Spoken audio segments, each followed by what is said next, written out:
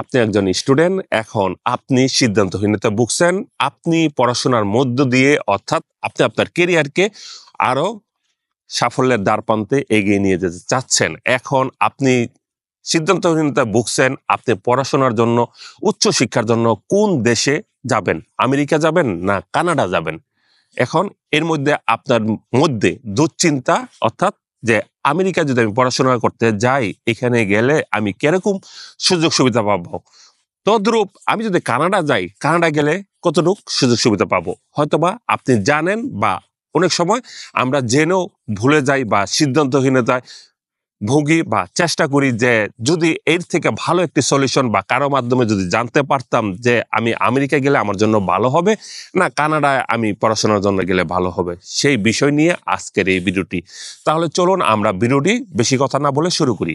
আমাদের মনের ভিতরে স্বপ্ন থাকে প্রথমত আমেরিকা, যা আমেরিকায় যদি আমরা লেখাপড়া করতে আসি তাহলে হয়তোবা এখানে পড়াশোনা করে আমরা আমাদের কেরিয়ার উজ্জ্বল করতে পারবো এবং আমরা যে সাফল্যের দ্বারপ্রান্তে পৌঁছাতে পারি।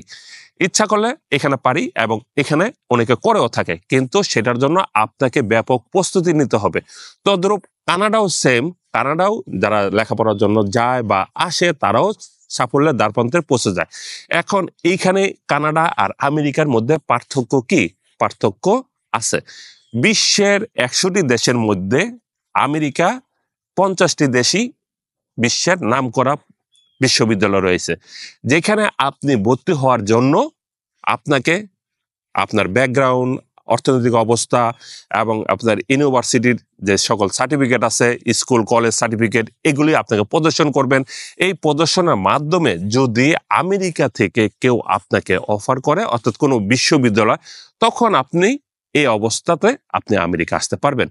তদ্রূপ কানাডাও পড়াশোনার জন্য তুলনামূলক ভালো, কিন্তু আপনাকে ততটা বেগ পোহাতে হবে না যে আপনি কলেজ সার্টিফিকেটগুলি যখন জমা দিবেন তখন সহজেই কানাডা ইউনিভার্সিটিগুলি আপনার অফারটা, অর্থাৎ তারা আপনাকে অফার দিয়ে দিবে যে আপনি আসুন আমার দেশে পড়াশোনার। তারা আপনার কত টাকা পয়সা আছে ততটা তারা দেখে না, কিন্তু আমেরিকা আপনাকে প্রচুর পরিমাণে মিনিমাম 40 থেকে 50 লক্ষ টাকা আপনাকে ব্যাংক ডিপোজিট দেখাতে হবে, কারণ আপনি আমেরিকা পড়াশোনা করতে আসতেছেন।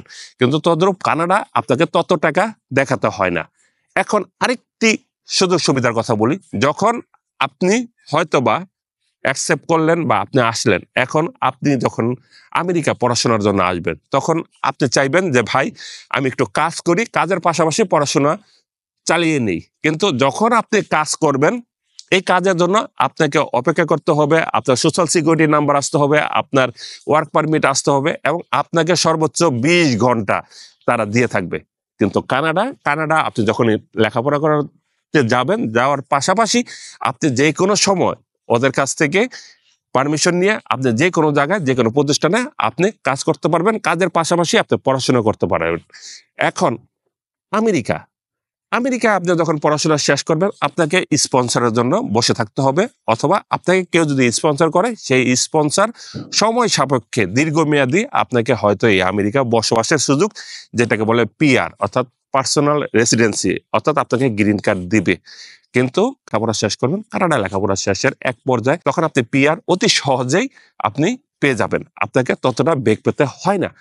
এখন আসি আমেরিকা এক এক সময় এক এক ঋতু পরিবর্তন হয়। কিছু কিছু শহরে খুব ঠান্ডা, প্রচুর গরম, মানে আপনাকে এই ঠান্ডা এবং এই সাংস্কৃতিকের মান এবং এখানে যে কমিউনিটি, এইগুলিকে আপনি সমান্তরালে বজায় রেখে আপনাকে এখানে চলতে হবে।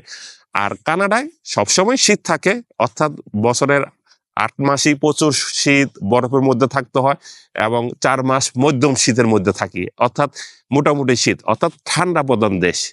এখন আরো কি আছে যে আপনি যখন এই আমেরিকা যখন আপনি আসবেন, আসার পরে পড়াশোনা করার পাশাপাশি এখানে আপনি যে কোনো জিনিসপত্র, অর্থাৎ আপনি খরচটা, আপনাকে অত্যাধিক খরচ, বাসা ভাড়া ইত্যাদি সব কিছু নিয়ে যে খরচ, এই খরচটা প্রচুর হয়ে থাকে, যে কারণে অনেক সময় অনেক ছাত্র, অর্থাৎ এখানে স্টুডেন্টরা, তারা আর শেষ পর্যন্ত পড়াশোনাটা কমপ্লিট করতে পারে না।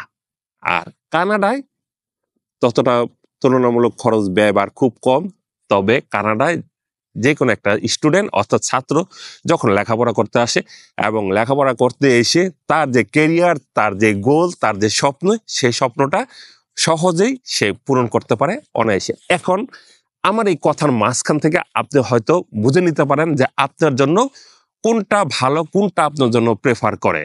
এখন আপনি যদি এই আমার কথাটি, পুরো কথাটি যদি ভালো মতন শুনে থাকেন, তখন হয়তোবা আপনি আপনার রাইট ডিসিশনে আপনি যেতে পারবেন। তবে ভিডিওটি যদি ভালো লেগে থাকে অবশ্যই শেয়ার করে দিবেন, কমেন্টস করবেন, সাবস্ক্রাইব করবেন। আর আপনারা মন খুলে আরো কি কি বিষয় আপনারা জানতে চান সেই বিষয় নিয়ে আমাকে অবশ্যই জানাবেন। আমি আপনাদের কমেন্টসের উত্তর দিব। আর আমি চেষ্টা করব আপনারা আমেরিকা কিংবা কানাডা যেখানেই আপনারা পড়াশোনা করতে আসুন বা স্টুডেন্ট ভিসা আসুন, ভ্রমণ ভিসা আসুন, সার্বিক সহযোগিতা আমি যতটুকু পারি ইনশাল্লাহ আমি আপনাদের জন্য করে যাব এবং আমার জন্য আপনারা দোয়া করবেন। আমিও আপনাদের সকলের জন্য দোয়া করি। আসসালামু আলাইকুম।